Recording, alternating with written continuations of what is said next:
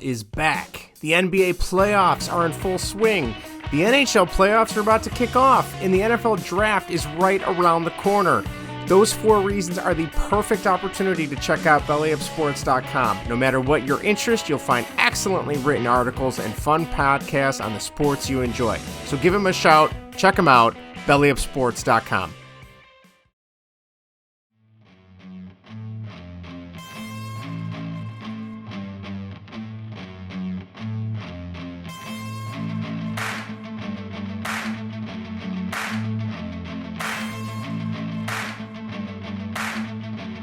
Baseball and Whatever with your host, Justin McElwee. Because I was on campus and I had to appear like I was one of the cool kids, I would put the Star Wars book inside one of my textbooks so it looked like I was just studying for class. All right, look. There's only one return, okay? And it ain't of the king, it's of the Jedi. Vincent Francis Jankowitz IV. I'm a glorified fact checker. Last I checked, the most runs in a game wins. Actually, I am a fact checker. And Greg Probst. If you look at most Bond fans movie rankings, they have Casino Royale and Majesties in their top 2. For me, these actually rank in the bottom part of my list. I mean, I love them, but they don't compare to Diamonds Are Forever. Now stop getting Bond wrong! Alrighty, guys, we are back. Baseball and Whatever. There's Greg. We are having a special edition podcast interview. We have the one, the only. This is his 3rd time on the show. He has not pulled a new phone who dis on us yet. That is Jake Hahn, co-host of The Point and the Fantasy Hockey Show on SiriusXM NHL Network Radio, and host of Hockey Picks and Bets on Mayo Media Network, Net Fantasies Network as well. Jake Hahn. Jake, how you doing, man? I'm doing good, guys. I'm glad you didn't lose my number. I say that sometimes to people, but I'm glad you guys kept it. I'm glad I made it to a 3rd appearance, and hopefully I can make it to a 4th appearance. Yeah. That would be great. Oh, we are shocked that people still want to come on and talk to us. So no, thank you for coming on. So for those listening, if you haven't heard from Jake before, Jake is a diehard Blue Jays fan, and of course he is our Toronto correspondent. And of course, Greg has obliged to let me nerd out and get some hockey talk going as well. So we'll talk. I know you got to get it out of you, Justin. Yeah, so. well, Get it out of the system. Get it all out. This is the place. Want to rip all the Blackhawks stuff down I have them behind me right now. But we'll talk a little bit about the Blackhawks. I'm curious his thoughts on Derek King and Alex Vlasic and some of those guys. And then also we got the NHL playoffs coming up, so we might run through the matchups real quick, and maybe we can get Jake to give us an updated Stanley Cup pick. I want to say maybe one of the first or second times you came on, you gave us a rough Stanley Cup pick. I'll have to go back and look through the show notes and see who you picked for the Stanley Cup. I honestly don't remember. That might not be good. So we'll see. We'll see. Things may have changed since we'll see. We can lose that if we need to going forward. But I guess Greg wants to start us off. Greg has a diehard Blue Jays question for you to start off. So Greg, take it away. Well, yeah, speaking of the Blue Jays and best record in the AL right now, I mean, they are hot. They even I was watching MLB Network, and if you don't know, it's really bad being a Chicago baseball fan right now. I mean, you have really bad a team that is bad, that is playing bad and putting out bad lineups when they could be better. Then you have a World Series contender that just lost 8 in a row, won today finally, but just looks terrible in the meantime. And if you watch the Toronto Blue Jays on MLB Network, look at their highlights, and they just look better. It's not even their uniforms it's not even look the better. same They look like league. baseball players. They look like they're having fun. I mean, it's just like a whole different brand. And one of the guys, Jake, that is now part of your team, this is a guy that Chicago White Sox fans were ready to run out of town. And quite frankly, we're glad he's gone. But now looking at him, he's really good. And I think he's even in the cleanup spot tonight for the Toronto Blue Jays. And that is Zach Collins. And I'm very curious. We haven't talked since that trade happened. Zach Collins for Reese McGuire, pretty much a backup catcher swap as it is. So, Jake, can you kind of walk me through what Blue Jays fandom was like when that acquisition happened, when he started playing, and kind of like what it is now? Because he's having a nice little moment right now in the Blue Jays season. And just for reference, he would be with his stats right now, he would be the leading home run leader on the White Sox if he was still on the team. But Jake, give me your thoughts on Zach Collins, if you could. Yeah, I don't think anybody in Blue Jay land, any of my friends, like nobody was getting fired up for that trade. I think that was one of the trades that just kind of gets lost in the shuffle. And there's a lot that goes on in the offseason. And you think, okay, like we got this guy, we go out and get a big pitcher. Gosman was a big move, shoring up the rotation a little bit. Obviously, we passed on going after Robbie Ray after his big Cy Young season last year. So those were kind of the moves everybody was focused on. And a move like that, you're just thinking, okay, like I knew who Zach Collins was. I watch all these games. I try to follow the league as much as I can, but I didn't think of him as anything that was going to be a major impact on the Jays roster. And I still don't know what he's going to do the rest of the season, but he's in a pretty good spot. I know you mentioned him hitting cleanup, and they have hit him cleanup quite a bit here early in the season. It's a pretty nice spot to be in, hitting behind Vladimir Guerrero Jr. You're going to get, you're going to get a lot more fastballs. You're going to get some pitches. They're going to work around Vladdy a little bit. Obviously, Vladdy's so good at getting on base, not only just hitting home runs, but just grinding out walks, finding a way to get on base. So I think that's opening things up for Zach Collins a little bit. I don't know. You guys have probably seen him more than I have. Like, should I expect this to keep up with him, or should I be, should we sell high right now? Well, I like the sell high idea because, like you said, Jake, I have seen a lot of this guy. I've seen too much of this guy and I've been just disappointed. Remember, this guy was a first round draft pick for the White Sox, 3-4 years ago, and just never, his first big league at bat, I think, was actually a home run. That was in Texas, and he's barely hit any since. So like we said, this was like kind of like a backup catcher swap. And nothing against Reese McGuire. We like him here. He plays a lot, that's for sure. Tony must really like him because I think he's higher in the lineup. Him and Leori are going to be a 3-4 punch pretty soon. But I don't know. We just haven't seen enough. I mean, we had high expectations. He was more of a guy with the bat, and it just never panned out. So I don't know. I wish him all the best. It's just kind of like typical White Sox luck. We let this guy go, like Rodon, and now Zach Collins, and they're having phenomenal starts. I don't know if Zach Collins can keep it up, but it's just kind of an extra thorn in the side for White Sox fans right now who are really struggling. But it's just kind of all we can do is really laugh about it and wish him all the best. But we'll see if the Blue Jays unlock something with him, like this this undiscovered power, or they unlock something in his swing. So it'll be interesting to see. But yeah, I saw him in the cleanup spot, and I'm like, holy cow! This guy was a 9 spot for us his whole career. What have the Blue Jays figured out that the White Sox, haven't? I mean, every other team just looks smarter than us right now in the AL. So it's just one more thing. That won't even surprise me. I can't remember exactly which game they first put him in the cleanup spot, but I remember looking at the lineup and thinking, okay, Zach Collins is batting fourth. Like, I don't know about this, but we're going to roll with it. And then it's actually been pretty successful so far. So long term, I don't know.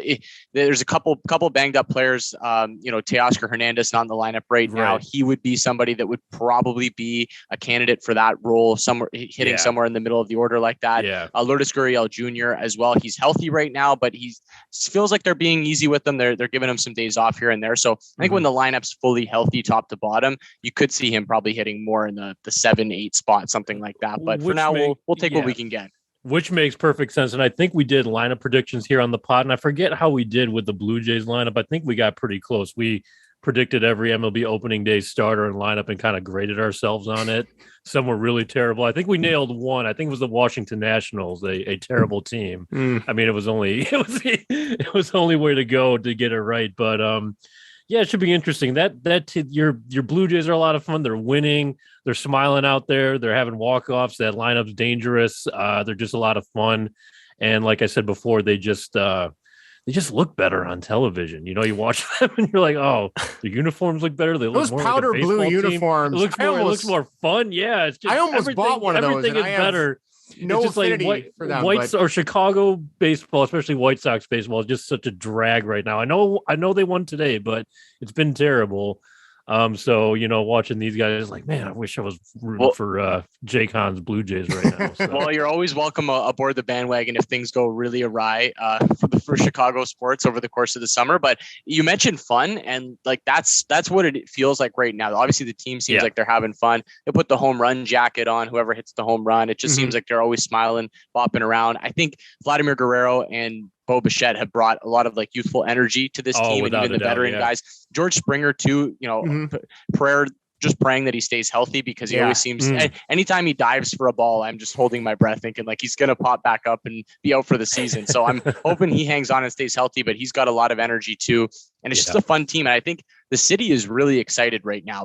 Obviously, the potential of this Jays team, people love going to the park here in the summertime, particularly when the domes open. They don't open it until usually late May. So we haven't seen an open dome yet. We also haven't had good enough weather for an open dome. So I'm actually fine with it being closed for now. It's been pretty bad here lately, but you can just feel the energy right now because look, the Leafs playoffs are about to start. I know we're going to get into some hockey shortly as well. People are excited for that. They're always excited for the potential of the Leafs before they ultimately let everybody down after the first round. But the excitement is there right now. And the Raptors as well. They're rallying in their series against the 76ers as I speak to you guys right now. They've rallied from 3-0 down to force a game 6 at home. So people are very excited about the potential of what this summer could behold. And I think the Blue Jays are kind of leading the charge right now, being the favorites in the American League. Like Justin mentioned before, Vlad Guerrero is stud. Bo Bichette's a lot of fun. Alex Manoah, young pitcher, putting it together. You got Gossman in there. And I think when we did our prediction pod, where we all picked the Blue Jays. We all picked the Blue Jays unanimously to win the AL East. I know some guys on Twitter got on our case a little bit. You know, these Red Sox Yankees diehards, we can say what you will about them, but we definitely want the Blue Jays to win the AL Central or the AL East for sure. They can win the AL Central too, for all I care. Can they just give it to them? Because nobody in the AL Central really we'll take the West too if they're. Clean sweep. The new playoff rules are going to be hard enough to follow as it is. They can just give it to the Jays for everything. But I don't know about you guys. I'm kind of curious. I can't think of any team in recent memory, but can you guys think of a team where they lost pretty much the most dominant pitcher in the AL? I mean, Robbie Ray getting the Cy Young. They lose him. And they get better. They were good last year. They were challenging for some spots, but I pulled some stats from as of yesterday. Vlad Guerrero Jr. has 5 home runs, 12 RBIs, 21 hits, a .339 batting average, 403 on base, and his on base plus slugging is over 1,000. It's incredible to see. And as somebody who, for better or for worse, whether I should or not, I absolutely hate the Yankees with a passion for whatever reason. I don't know, but it's just so nice to see somebody take it to that division and, the Red Sox and the Yankees get to play second fiddle for once. Cause I feel like that never happens ever. Yeah. It feels good. Trust me, it feels good because for years, even when the Jays have a good team, I'm always looking at the other divisions and thinking, man, I wish we could move divisions. Because even when the Jays are half decent, you're like, oh, the Yankees are stacked or the Red Sox are stacked. Right. And the Rays, the Rays are always pesky. You look at their roster and you think they're not going to do anything this year. And then all of a sudden they have like 90, 95 wins and they're in the mix for a playoff spot. So they always seem to hang around. And it is nice to go in as the favorite and just sort of assessing. It's April. We don't want to get too excited too early or judge these teams too early, but you look around, I'm watching these other AL East teams. The Red Sox just don't look like they have it this year. No. They do not have the starting pitching. No, definitely not, to match up. Yeah. And the Rays, again, they're just the classic Rays. You look at the roster, it doesn't blow you away. I'm sure they'll find a way to win some games, maybe hang around in the race this year. The Yankees do feel like the team to be most worried about, and they're a little bit older, but I think they're going to grind out some wins. I think they have a really nice bullpen as well. So the Yankees would be the one team I think that's probably going to hang around and keep it close heading into September. That's going to be our biggest rival this year. It's been crazy to see how many Cubs fans are still glomming on to Anthony Rizzo and how they're so upset that he's on the Yankees still. And I don't, Greg, maybe you giving a White Sox perspective or Jake too, being a Blue Jays fan. I feel like when you're one of your star players, one of your favorites, he's gone. The team is completely set in rebuilding mode, but it seems like there's just some people that just can't let go of what was, the 26 World Series team. And then obviously the disaster that was 17, 18, 19, 20, and 21 for that matter. But it blows my mind that there's some people that can't let go of the players from that World Series team. And I mean, there's been great Maple Leafs teams. The Blackhawks are notorious for shipping people out after winning championships. But for whatever reason, these Cubs players, and Greg, you've probably seen it too with some of the Chicago people we talked to on Twitter, they're so up. Like even Javi Baez, nobody really cares that he's in Detroit. But for some reason, Rizzo there's like this. It won't go away. Right. He was like the guy that was there from the very start, beginning. yeah. And I know there was a little I can't even animosity. Thank you. I got you today. Because there was the contract disputes, the money disputes, the relationship with Jed, that was all in question. We don't know the truth whatsoever. He was kind of viewed as the captain of the team for a little bit. He was there through the good. He was there through the bad. So I don't know. That's even from my perspective. I'm a big Anthony Rizzo fan, but it's just like, that would feel. It's hard for me to say. So I've compared it to me losing Jose Abreu. I know Jose Abreu doesn't have maybe the name value. I know he won the MVP the shortened season, but regardless whether the White Sox do, whether they win, they lose, or whatever, if that guy goes anywhere else, I'm going to be crushed because I just love that player. Particularly. So maybe that's the same thing going on with Cubs. Like they just love Anthony Rizzo, through good or bad. I don't know what that is. I mean, I only feel that way about one player in Major League Baseball, and that's Jose Abreu because it's my favorite player. But maybe it's something when you've been somewhere your whole career. Like I think of granted, Matt Sundin on the Leafs was not a Leaf his whole career, but like when he left to go to Vancouver that one year, that broke my heart being like a closet Leafs fan. You know what I mean? So maybe there's something there. I don't know. For me with Rizzo though, I mean, I'm not a Cubs fan. I follow the Cubs. I know more about the Cubs than most Cubs fans, I claim to say. So some conversation I had at work today, I blew them away. But anyway, I don't know. I mean, I guess that's the only thing I can think of when it comes to Anthony Rizzo like that. So he's having he just had 3 home runs the other day. So for the Yankees, over there. So him playing well, I'm sure doesn't help. The meatball Cubs fans. You and Vinny were ready. You guys were done. Right. Well, you guys were done year ago. Maybe we kind of turned on him just because of his bad back, and I know that's not his fault, but after a while, it just kind of gets old. What the Cubs weren't producing, he was part of the team, so I know that kind of put a damper on things. So I don't know. He's going to finish his career with the Cubs. Mark my words, he will be back on the Cubs at one point. So, and going back to your original point too, Justin, about losing these players, right? Because the Jays lost Robbie Ray, they lost Marcus Semien as well. 2 guys that had a great season last year. Right. I do think winning changes everything. Like you guys talk about some of these players that have moved on. I think when you win a World Series or you win a Stanley Cup, you win any sort of championship with these players on the roster, you do grow a little bit more attached. Like, even going back to my Raptors when they won a handful of years ago, you just get so attached to that roster and you do long for those players a little bit, but in a way you also wish them the best. Like we lost Kyle Lowry. He's not there. I still root for him unless he's facing the Raptors. I still want to see him have success, in his career with Miami. So I kind of feel the same way about who we lost over the course of the offseason with Robbie Ray leaving. You're sort of rooting for him unless you get into a series with Seattle at some point. Yeah, and then it's no holds barred then at that point. But that's kind of how it is. So, but I do think you become more attached. The longer the players are there, the more championships they win, the more playoff success you have. You do become pretty attached. Well, to go from something super exciting like the Blue Jays in their first place run to a train wreck that is the Chicago Blackhawks. Oh, here it is. Just really quick, you've kind of bottled in the Blackhawks stuff a little bit the past couple of weeks, so I think it's time to get it all out. You got some good stuff written down. I'm still watching every game just because I'm a glutton for punishment. Can't help himself. Trying to find the positives. And actually it's kind of funny bringing up this discussion about when the classic players that have been there for the championships, when they leave. I will admit, it seems like in Jake, you're a little bit more tapped in. Maybe you can kind of tell us from a grander perspective, but it seems like Chicago media, I can't say the fans, but Chicago media is starting to turn on Jonathan Toews. Is that something you kind of felt or heard, through the grapevine and what you do on XM? I do think, the career of Jonathan Toews has been so interesting because early in his career, obviously so much success with the Blackhawks, so much success for Team Canada at the international level as well. He scored in both gold medal games, the 2010 gold medal game and the 2014 gold medal game. And he was even going back to his junior days. He was great for Team Canada. So he's almost like a legend here in Canada, even though he didn't play for a Canadian team. People love him here in the country of Canada. And I don't think that'll ever change for what he's done at every level of Canadian hockey. So I think that there is still sort of that love for Jonathan Toews. But when you look at where he's at in his career now, he's no longer a point per game player, not even really close, maybe 40 point, 45 point player. Third line, a middle six guy at this point. Maybe you throw him on the power play, he can still do some things there. So I think when you match that up with what he's making, and he's making over $10 million per season, I think that's where some of it comes in, right? Where you're just frustrated and you're thinking, okay, I wouldn't mind this player on my roster making $3-4 million, or at this point, I wouldn't mind moving Jonathan Toews now if you're looking towards rebuilding in the future and you want to get some assets back. But when you're looking at that contract, it just seems so impossible to move just because of the money that he's making, even though there might be a market for Jonathan Toews out there and his services, and there's still something to offer. I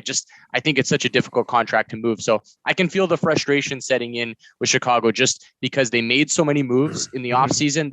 It felt like it was one last kick of the can with Jonathan Toews and Patrick Kane and all these guys. Let's see if we can make the right moves and catch lightning in a bottle one more time. Clearly they didn't. No. And now you're kind of left looking around thinking, what do we do now? Like I don't even have those answers.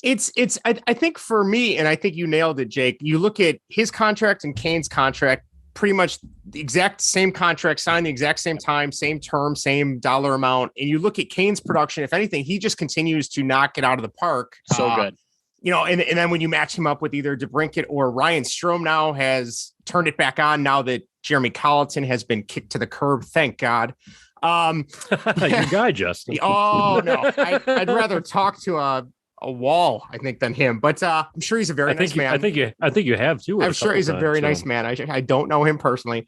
But yeah, it's been very interesting to see. I think the one thing for me that's kind of turned people on Toews is just, we in Chicago at least, and I think the NHL in general has kind of propped him up as, Captain Serious, and he's always got the team support. He's always got the team support, and he's always backing everyone up on the team. And, some of the comments mostly he made after the Kyle Beach stuff broke about, I didn't know. And whether or not that was true or not, I don't know, we might never know, but that kind of, I think that his persona took a hit there. And then even a couple weeks ago, when they were finally on this steep decline and you knew there was no coming back from where they were, he was even quoted as saying something along the lines of, I really don't know what the organization wants me to do with the team now as a leader, because this isn't what I'm used to. And that may very well be. I don't know. It's one of those things where when the players say too much, we get mad at them. But then when they don't talk enough, or they give us the standard, like, oh, we're going to give 110%, we get upset for that too.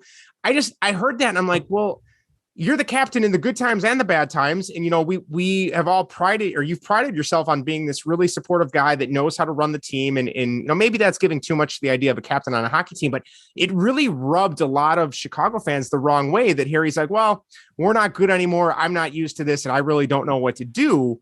What was your take on that when you guys heard that up in Toronto?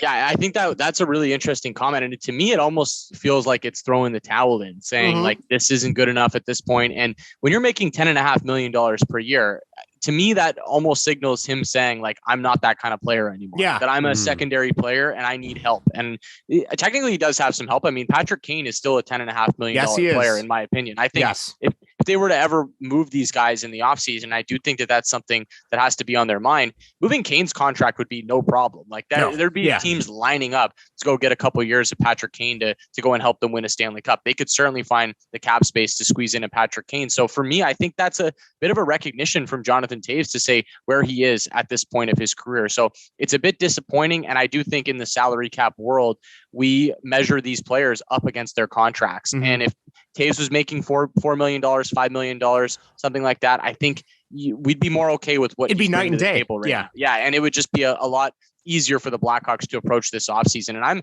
I'm really curious what they do with Jonathan Toews, because like I said, I think the decision for Patrick Kane's probably going to come down to himself. Does he want to be a Blackhawk? Does he want to hang around here through the rest of his contract and see this thing out? Or does he want to move? And if he wants to move, they're going to be able to find a spot for him, no problem. Even if Toews wants to move, I don't even know if they're going to be able to find a home for him easily. So he might just have to gut it out and continue playing as a veteran player on a rebuilding team. Well, I think too, if you're going to move him, you're going to have to take a really bad contract back, or you're going to have to, that was my question for you guys. Realistically, what would a Toews trade look like? You saying he's got the Blackhawks would be eating some salary. I would think. They'd be eating some of that salary back. You're going to get someone who and not a decent player, or kind of like an average prospect in return. I don't even know if you'd get prospects. I think it would just probably be a really like a dead contract. I would imagine contract sort of guy. Yeah. Interesting. Just to dump it off. Some picks too. But yeah, you would get somebody who I think in the same situation, bad contract, is out on their luck. They've had some bad seasons, and maybe a change of scenery helps them. Obviously, I don't think you're going to get somebody that's the persona or the caliber of what Taves was. It's going to be somebody much less, but maybe has a bad contract that never lived up to it. I don't know. It's such a weird, I mean, granted, I'm used to this from like the early 2000s when the Hawks were complete garbage. The games weren't on TV. They turned the lights out in the sections of the United Center that didn't have any fans in them, things like that. So it'll be interesting. Another question I have for you, Jake, is what is your take on, I guess, interim head coach Derek King? Do you think he'll be around next year? There's nobody really worth bringing in because we don't really know what they're going to be, or you think they give someone else a shot to see if they can kickstart the team? Well, yeah, I think that's interesting just because of where the Blackhawks feel like they're at right now. And I think they're going to be realistic going into next season, especially if they do sort of tear this thing down, move some veteran players out, really do a true rebuild where you're going to get younger players in the lineup. I don't think that's a team that needs to go after the big star-studded head coach. No. I don't know if that head coach will really even want to come into that situation. So I think you keep him there for now, unless you do have another name in mind, maybe another younger guy that you want to try out. But I think you keep him there for now. You see how things go as you continue to build, and you continue to assess how he does as a head coach with the parts that he has. And if you get to a point where you feel like you're good enough to really compete and get back to winning Stanley Cups again, which I don't know how long that's going to take, I think that's when you pull the trigger on a big name head coach in the market. So I do think that he's done enough to show that he gets a chance at a fresh start and a full slate next season. To me, there's a new Chicago sports media conglomerate. I don't know what you call it. They're called CHGO. It's almost like The Athletic, but for more video content on YouTube. I know Denver's got one. They're called DNVR. I think I don't know what other networks they've created, but they were floating the idea of Rick Tocchet. And I said, I don't think the Hawks are a destination where a guy like Rick Tocchet would want to go. Maybe in 2 or 3 years when maybe they've turned it around a little bit and the ship started being righted a little bit, but now he's making the TNT bucks now too. Yeah. Right? So, yeah. If you could get me on TV flying in once or twice a week to talk games, same thing with Tortorella. I do not think there's any reason for Tortorella to come to Chicago because this team is so far away from winning. And I feel like Tortorella's coaching style, much like Mike Keenan, there's a shelf life of so many years, and then that particular type of coaching is just ignored, and the Hawks will not be ready for that potential by the time they'd be ready to ignore him, if that makes sense. But I guess I completely forgot that Derek King was even an Islander and played in the league. That's how long it's been for me to pay attention to some of these coaches. But the one thing I've been positive is it seemed like some of the rookies are coming along in terms of defense. Alex Vlasic shows a lot of potential. Alec Regula on the blue line, not really putting up points, but I feel like he's at least showing that maybe he's NHL caliber, maybe like a bottom 2 pairing or a bottom 4 pairing, something like that. But have there been any players, any rookies that have kind of stood out to you that maybe Hawks fans could get excited for? Well, I do like that you brought up Vlasic. He's a name, I know these games, they're sort of playing out the stretch. They're not necessarily meaningful games for the Blackhawks, but he's getting meaningful minutes against, really stiff competition at the NHL level. And what's he only 20 years old? Yeah. Basically straight out of college. So that's a difficult spot for a defenseman to be thrown into. And I think he's done an admirable job. He's getting big minutes. So I like that. I think that's promising for his future. And not a rookie, a guy, you would know well, but the season that Alex DeBrincat is having is so impressive on this team. And I know he's playing with Patrick Kane. He's got some good players around him, but he had that one down year. When you look at his season now, that's I think he's been in the league for about 4 or 5 years. That sounds right. Yeah, he had one down year, and the rest of them, he's consistently been a 35, 40 goal scorer in the NHL. And that's hard to do. It's hard to score with that kind of consistency. So I think that's promising. If you do move on from a Patrick Kane and try to figure out something with Jonathan Taves, you've got a legit 40 goal scorer on your hands with, I think, the potential to score 50 in a really good season if he plays with the right guys. So younger player that's been there now for a little while that I think you can kind of build around. It's a nice piece to have. And I actually think Seth Jones has been quite good this year. He has. I just don't think he has a lot of help around him in Chicago. And you can argue maybe he's a little bit overpaid in terms of the contract, but I think he's actually been quite good. I don't think he's really gotten a fair shake around the league this season. I think you nailed it on that. Yeah, he's done better than I thought, considering the talent he has around him. I know Kane and DeBrincat have kind of talked a little bit about if one or the other is going to stick around, they'd like to stick around too. The other idea I've heard, and it reminds me of Derek Jeter in the White Sox, I'm sorry, not the White Sox, the Yankees, which I know how much of a fan Greg is for Derek Jeter. But somebody in Chicago media floated the idea of like, well, maybe the Hawks can talk Taves into next year being a farewell tour, kind of like they've done, the Yankees did for Jeter and the Ducks did for, I just lost my train of thought.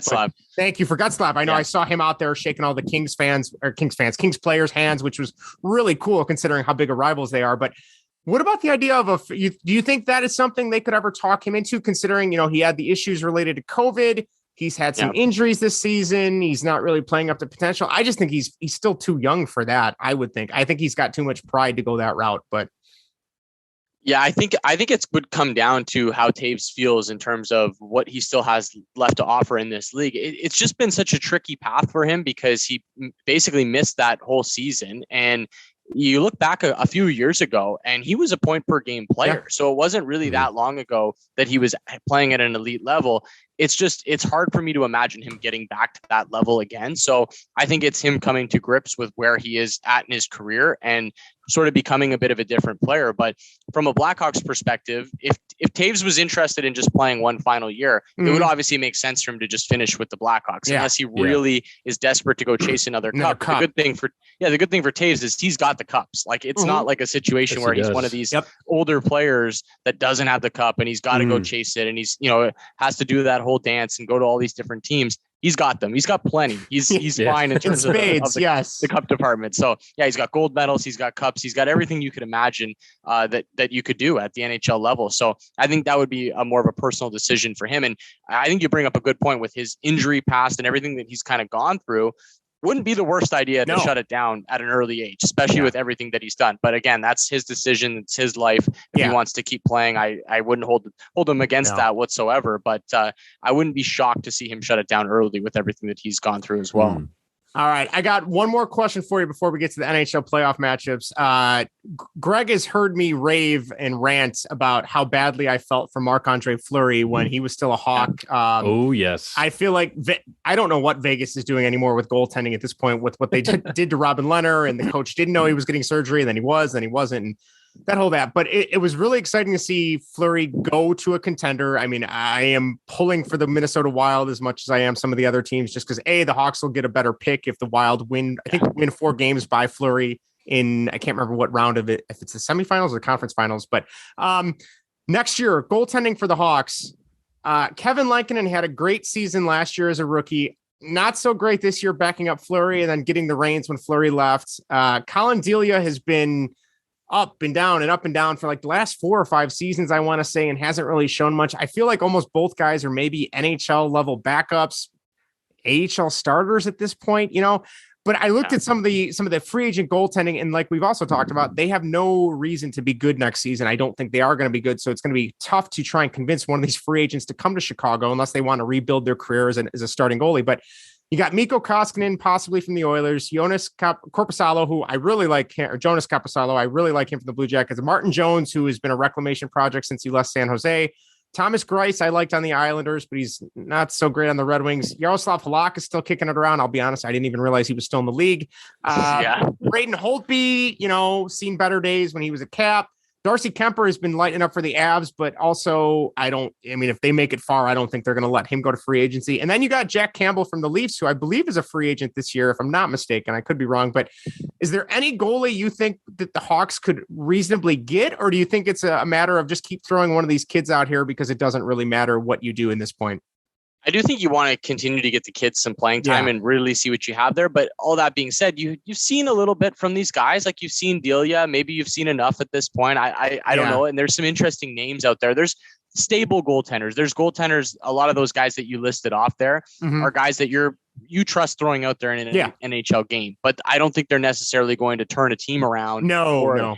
Maybe a Darcy Kemper. I could possibly see it with Kemper. I think that he is, when he stays healthy, quality enough where he could change a team a little bit, make them at least better, maybe make them closer to a playoff team, something like that. But I don't see him leaving Colorado. I think they'll find a way to make something work there. So yeah, I think it's going to be difficult for them to really entice a high-end goaltender to come there. But there's a lot of interesting names on the market, and the goaltending carousel, we joke about it every summer now. The goaltending carousel just swings round and round. Going. These guys just get rotated. No team wants to commit to goaltenders anymore. And I can kind of understand that because there's so much inconsistency. You don't see teams giving out anything past like a 3-year deal for a goaltender, because you're just thinking like, I don't know what's going to happen with this guy.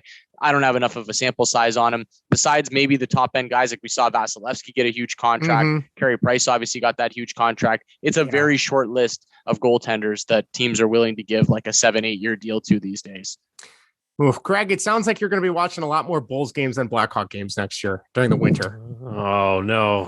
I was kind of off on the Bulls, too. I was hoping the Blackhawks could kind of entertain me for a little bit. But I had high hopes for the Bulls this year. Oh, so did we. I was feeling pretty good about them. I was preaching. I started watching. I got back into the Bulls this season because they were just such a fun team to watch with DeRozan and some of the other players. And I got Greg convinced to start watching them again. And then as soon as he started watching, it was just like a complete nosedive. I think the last 7 weeks after the All-Star game was just awful to this playoff series for the Bulls, man. Game 2, I was so pumped. And now I'm afraid to even turn on the game tonight because I think it's going to be an absolute blowout. But Justin, before I met you, I actually used to subscribe to, I forget what the service is called, but because it was super cheap then, but it was like the NHL equivalent to MLB TV or NH Center Ice. Center Ice. Yeah. I used to subscribe to that because these were when the Blackhawks were terrible. And then, because I was just watching, I really enjoyed watching hockey games, and then they got good. I loved watching the Blackhawks, and then I've been off hockey for so long now. So this has been very educational for me. We'll say that. So I have enjoyed it. So I gotta come back around here. We'll pick you a playoff team. Maybe Jake can pick you a playoff team tonight. You root for that team. You watch the playoffs. You'll be hooked again.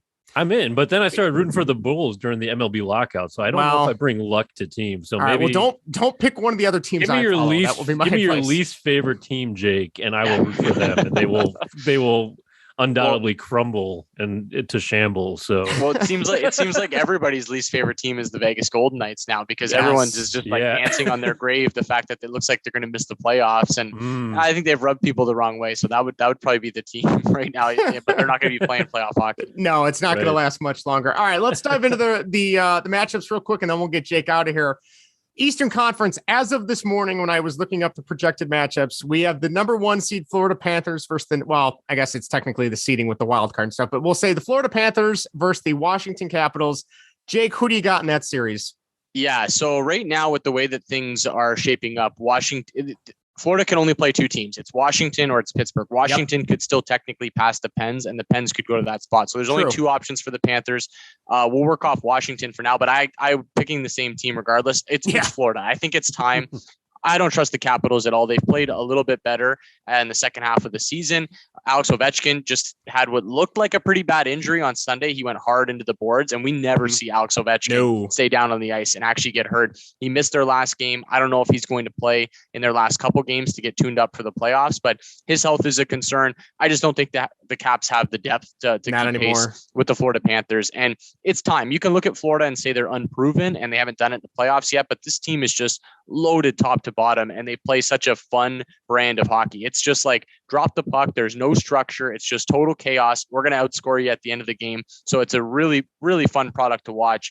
And I think it's time for Florida to make some noise. So I got Florida beating either Washington or Pittsburgh, whoever they draw. Same here. I don't know about you, but I was shocked at how well, granted, I know, coaching isn't the end all be all if something changes, but there was no drop off from when Quenneville resigned after the Kyle Beach scandal to Andrew Brunette, former Blackhawk and member of the Wild as well. But good for them. I still remember that was 96 when it was the Panthers and the Avs in the Stanley Cup. I was 9, and I was so into that series. I was pulling for the Panthers so badly, and I know they got swept in that series. But or was it Panthers Avs or Panthers Devils? I can't remember now. It was Devils. I don't remember, but it's been too long. I'm getting too old. You're the last one here, Justin, so we're not going to remember. So. Yeah, that's true. Oh, boy.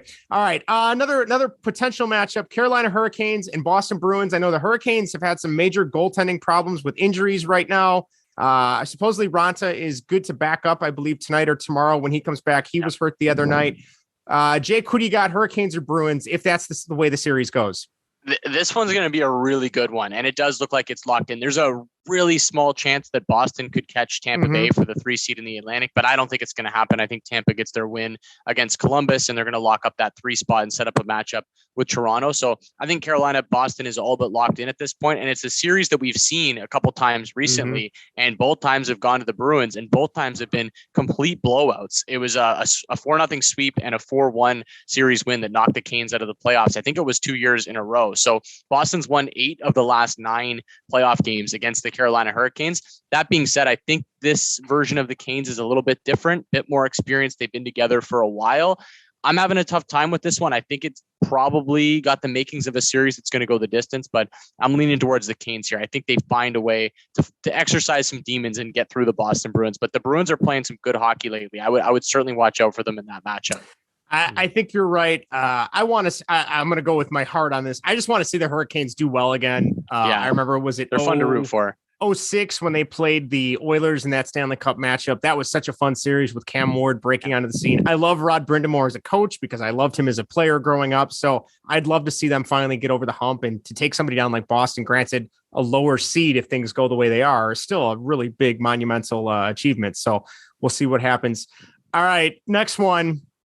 Oh boy, this could be disastrous for me. Maple Leafs and possibly the Tampa Bay Lightning.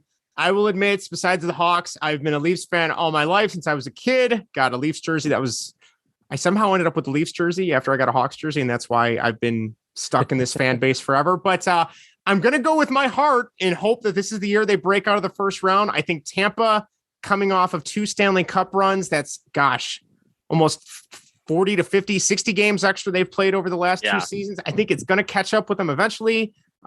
John Cooper's a great coach. The team itself is great, but I'm really hoping, I want the Maple Leafs to finally get the monkey off their back. Who do you got in that series if that's the way that one plays out?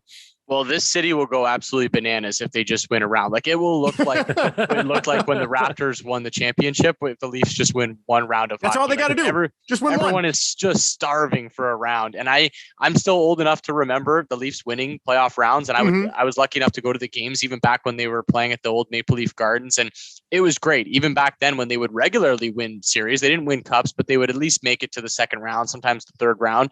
And I remember the celebrations on the street as a kid walking around, and it was special. Like, this city just loves hockey, eats, sleeps, and breathes the Toronto Maple Leafs. So it would be a fun environment if they get it done. In terms of a pick, I got to go with Tampa. I have to go with the class here in the Tampa Bay Lightning. Okay.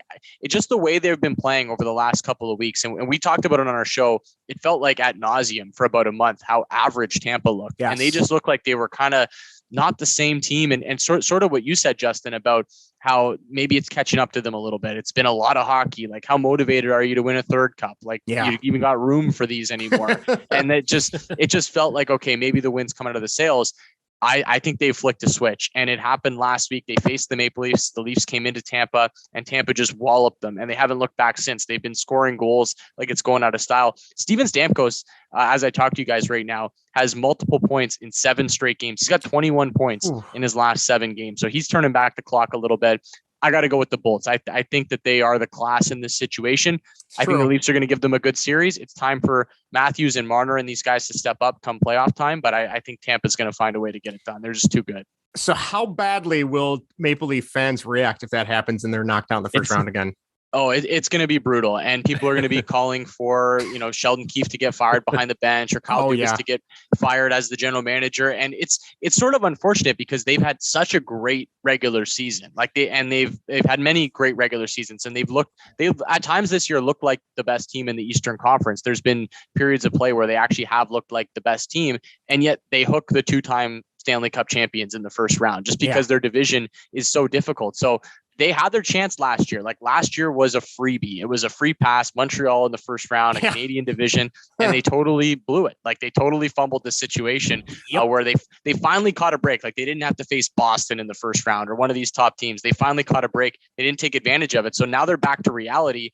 And even though they had this great regular season, they're going to have home ice advantage in the first round. You get the defending champs, the 2-time defending champs coming in. So not going to be easy for the Leafs, and it will be a full-on panic if they don't get this done. Oh, but yeah, there will be major organizational changes, I feel like, either from management side or player side. Does Jack Campbell take the blame, even if it's not his fault? Who knows? But we'll see what happens. All right, last Eastern Conference, and then maybe we can pick an Eastern Conference team for Greg before we go on to the Western Conference. If the seeding falls the right way, next up, last Eastern Conference matchup would be the New York Rangers versus the Pittsburgh Penguins, potentially. I'll be honest, I am shocked the Rangers are as good as they are this season. Their goaltending is incredible. I think that's one of the main reasons they are where they are. I do have a soft spot for Artemi Panarin, as he was a former Hawk, and I still can't believe he got dumped, traded, sent out, whatever you want to call it. But Pittsburgh just doesn't look like they used to. I feel like they're kind of slowly starting to hit that Blackhawks stride where, Crosby is still awesome, but Malkin's getting older. Tristan I always forget how to say his last name. Tristan Jarry.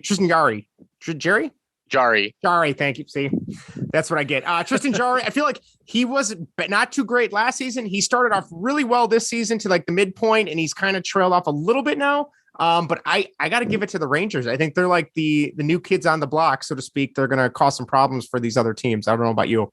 Yeah, I'm with you on a lot of what you said there. And it just feels like Pittsburgh every year does this little sales pitch at some point in the season where they show you like a month-long stretch of hockey where they look like the old Penguins, and you're thinking, oh, okay, they're going to run this thing back. They're going to win another cup. And they look totally dominant in the middle part of the season for a while. And I got sold. I got hooked into them a little bit. And they just have not looked great lately. They can't seem to beat a playoff team. We went over their record on the show today, actually, how their record against non-playoff teams over the last couple of months has been terrific. The record against playoff teams is not just good. Horrible. And last time I checked, you're going to have to play playoff teams in the playoffs. That's generally how it works.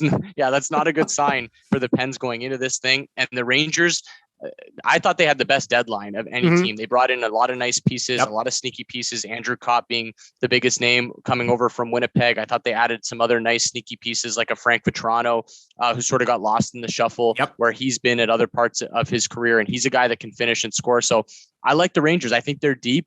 I don't think they get enough credit for what they do defensively. And as good as Igor Shesterkin has been between the pipes this year, he's probably going to win the Vezina Trophy, and he might be the best goaltender heading into the playoffs. They also do a really good job limiting high danger chances and making it as easy as possible for their goaltenders. So I think that's a recipe for the Rangers to win this series. They've also been amazing at Madison Square Garden this year, and they're going to have home ice advantage. So I think that factors in as well. You nailed it. I think they could be, not to call a 108 point team at this point, a dark horse, but they could very well be somebody to catch people off guard. But maybe that can be Greg's team. Maybe he can take the Rangers. I could see it. I could see it happening. I was thinking that too. Greg, how do you feel? What team are you leaning towards for the Eastern Conference based on what you know about hockey, the logos, the color schemes, the jerseys? What do you want for your Eastern Conference team? Well, I'll just say this. If you boys want your Maple Leafs to win, here's Jake picking the Tampa Bay Lightning in the upset. Why don't you just give me a Tampa Bay gear? And your Maple Leafs go all the way. All right.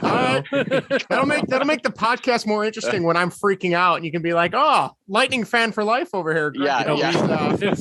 Since 2022 started, that's been the story of my life. MLB lockout. It's like, okay, I can watch the Bulls for a little bit. Then they start to get hurt and they suck. White Sox are terrible right now.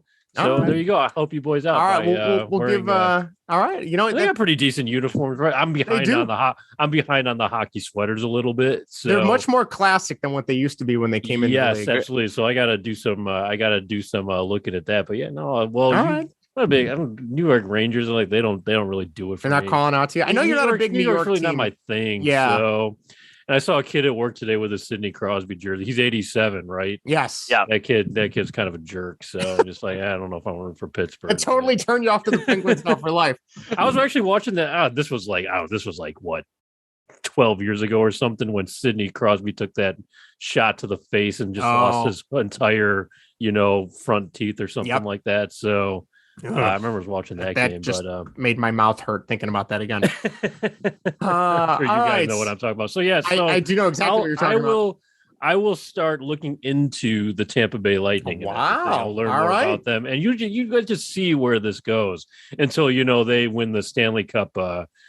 and everything, and then you guys are going to come back with your pitchforks. Three-time champs. So. I'm going to be hunting you down. And then here I am trying to enter the Toronto fan base a little bit by wearing Tampa Bay Lightning shirts. I don't know if that's the best course of action here, but when I ripped this is the clip for Twitter, and I tagged the Maple Leafs and Jake and all the hockey fans start coming for you. You'll feel the brunt of the Toronto fan base on Twitter. That's okay. Any attention is good attention for the podcast. They can't be any worse than the Cubs fan base. So, all right, let's get to the Western Conference real quick, and then we'll call it a night.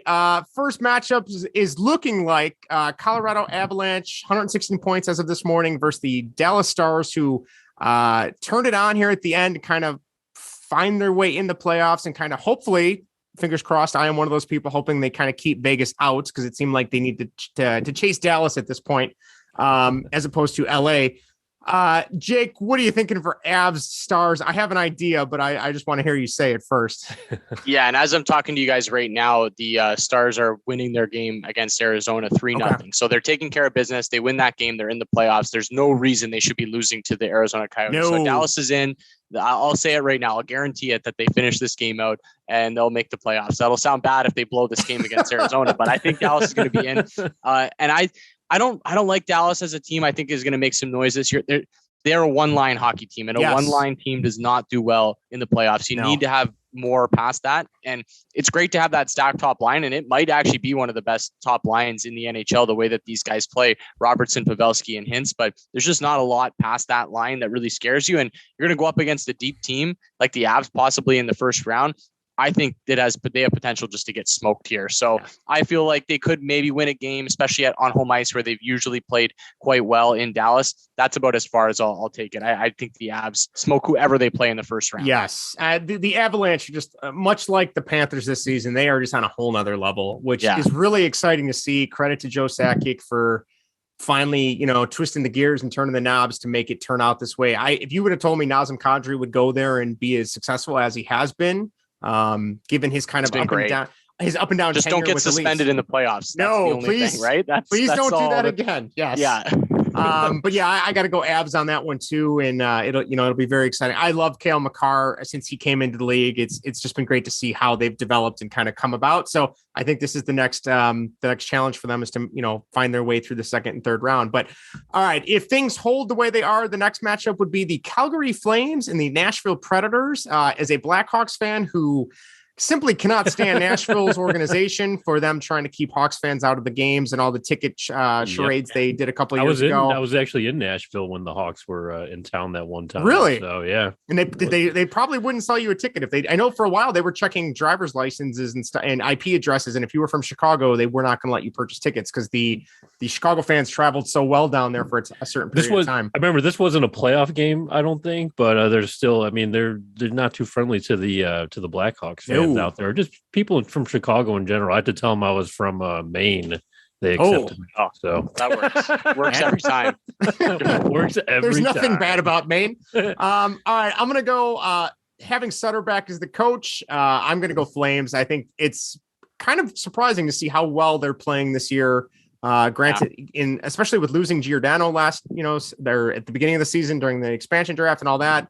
They haven't missed a beat, so I'm going to go Flames on this one. Jake, what about you? Yeah, the all country showdown here. You've got the country south with the capital of country in the United States, and then the capital of country in Canada, in Calgary. So that's kind of interesting to me. A lot of country music in this one. And was that really the country music capital in I kind of made that up, but it feels like it. Well, it feels like it. Okay, that's interesting. I want to say if there was one. Calgary, they still play at the Saddle Dome, right? And it's a real big. Is it ranching and rodeo stuff? They have the they have the rodeo there every year. The Calgary Stampede is there every year as well, which is sort of a famous thing here in Canada. Everybody should try to get to at least once. But I'm with you on the Flames. I didn't see the Flames coming at all this year. No, if you go back and look at my preseason predictions, I don't even think I had them close to the playoffs. And it only took me about a few weeks into the season to go, okay, I was dead wrong on this team. Like they look like a completely different team. This is the same team that couldn't even make the playoffs in the Canadian division last year. And it was a weak division past Toronto and Edmonton. Like the nobody seemed to want a spot. Montreal, Winnipeg ended up making it, but the Habs were not a great team throughout the regular season. So the Flames couldn't even make it in that division. And I don't know what happened in the offseason, if it was just as simple as Daryl Sutter having a full offseason and a full training camp with this team, but it's amazing what he's been able to do and what he's been able to unlock with a roster that basically is almost the same as the roster that we saw last year. So I don't know what happened. I don't know where this came from the Flames, but it is totally legit. And I think that they're going to beat Nashville or Dallas, who however this ends up falling. Yeah, in the however first it falls. round. Yeah, I will definitely echo every sentiment you said there. Next matchup, Minnesota Wild and the St. Louis Blues. Since the Red Wings have left the Western Conference and the Central Division, the Blues are pretty much the biggest Hawks rival, although now it's not much of a rivalry anymore. But I got a pull from Marc-Andre Fleury, so I'm going to go Minnesota Wild. I also think it's funny that the two of the biggest free agent signings they had, Ryan Suter and Zach Parise, are sent out. They're shipped out, and the team has not looked any better probably in the last decade. I mean, they're phenomenal how they're playing right now. So I'm going to go Minnesota Wild on this one. I think it's going to be a great matchup though, for sure.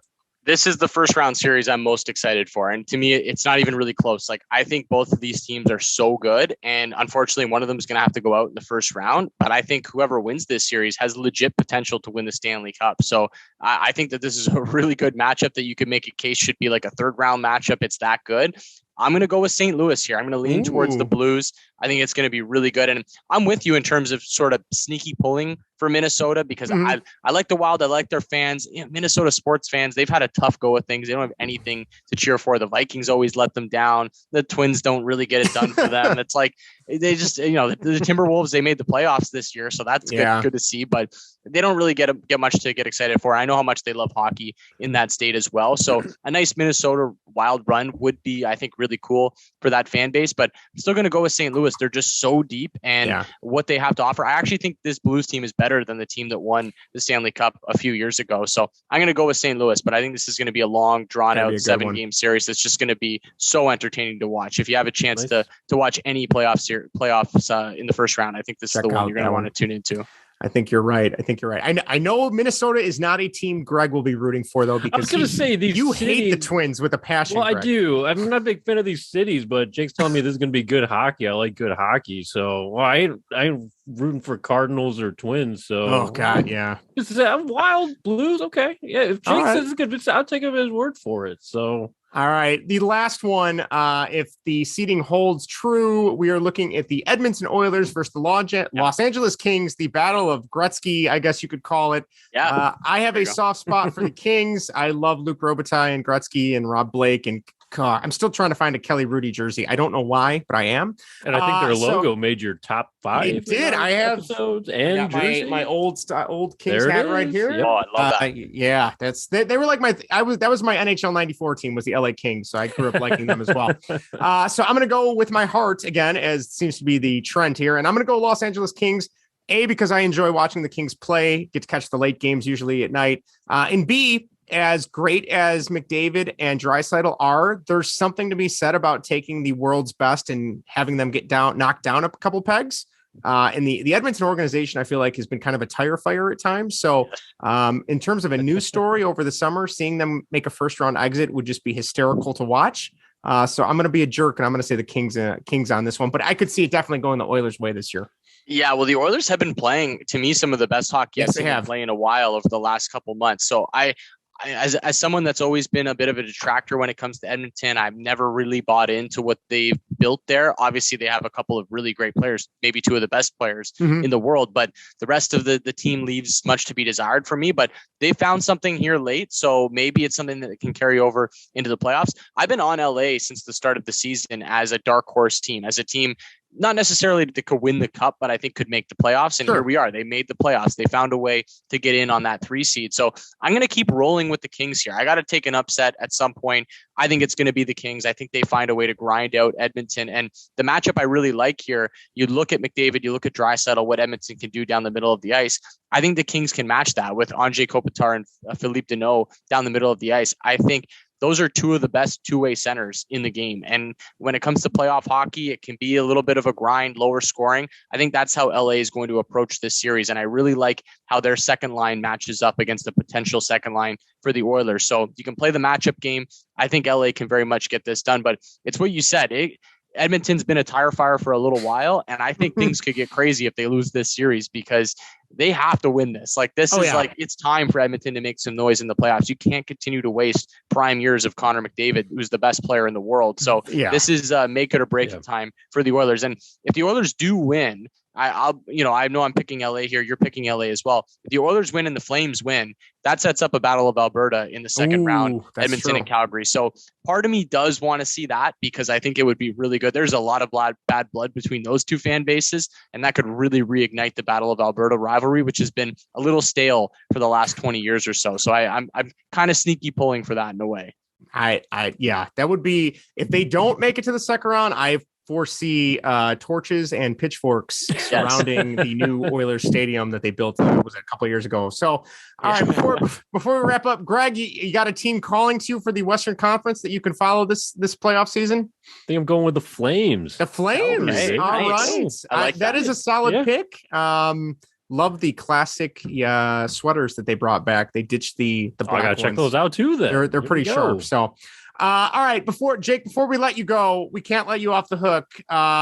You have to pick one right now. Who do you think Stanley Cup winner when it's all said and done? It's difficult. I can make a case for a bunch of different teams here, but I'm going to go with the St. Louis Blues. I think they run it back from a few years ago. Again, it comes down to what we talked about with that series. I could easily see them losing in the first round to Minnesota because I think Minnesota is that good. But if I feel like they can get through Minnesota, their path is about as difficult as it's going to get. It's going to be Minnesota, probably Colorado in the second round, and then most likely a Calgary or an Edmonton in round number 3. So difficult path for St. Louis. I think they're up for it. I'm going to go with the Blues. And from the Eastern Conference side, let's throw the Rangers in there. Let's go Blues Rangers Stanley Cup. That would be a good final. Series. Okay. Yeah, let's mix it up a little bit. So Blues Rangers for me. You've heard it there first, folks. When that happens, make sure you congratulate Jake Hahn on Twitter about that. And if it doesn't, don't add him. No, please don't add him. We want him to come back. We don't need people giving him a hard time. So, Greg, anything else you want to add before we call it a night? No, there's been a lot of fun. I've learned a little bit about hockey, and now we got to say a little hype for the playoffs now. A little bit now they got a couple of teams on the radar. There's something to be said here for playoff hockey. Even like when the Hawks were garbage, and this was back. And that is very true. Even as someone who knows very, very little about hockey, but very much enjoys watching it. Yes, there is an atmosphere of playoff hockey. Even on television, that energy is incredible. So there's a certain physicality that I love. That the scrums after every whistle, because there's no usually fighting in the playoffs, and it's just so exciting, especially when you're sitting back from afar and you're just kind of I like this other team. It's not that bad, and you kind of run with them, but it's definitely a lot of fun. And we have fans back now, finally.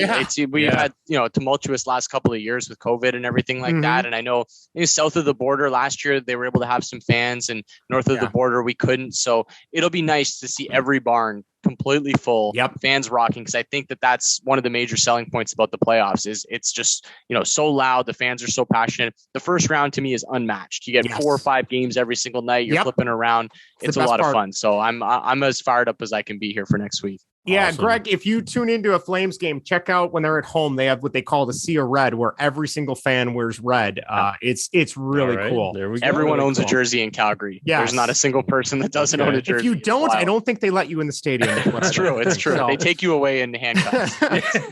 They don't care about the ticket. They want to see the jersey. So they ship you out to like the Northwest Territories or something, which it could be lovely up there. I honestly, as an American, I don't know what's up there. I don't even know what's up there. So okay, fair enough. All right. Well, Jake, anything else you want to plug before we let you go?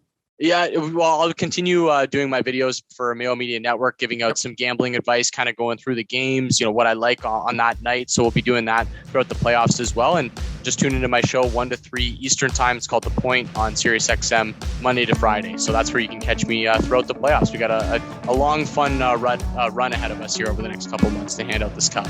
All right, well, there you have it. There's Jake Hahn from SiriusXM NHL Network and Mayo Media's Hockey Picks and Bets. Greg and I, Baseball and Whatever. Feel free to find us on Twitter at Baseball and What, Facebook.com/Baseball and What, or Instagram at Baseball and Whatever. The text line, the voicemail line. leave us a voicemail. If it's like Greg's, I can censor it again. We'll see if Greg has any angry White Sox voicemails to leave us this week. But tune in again, and we will see you all next time. Jake, thank you again so much. Greg, thank you again for stopping in. Absolutely. And thank you again, Jake. Always a pleasure speaking with you. Always great talking to you boys. All righty, take care, guys.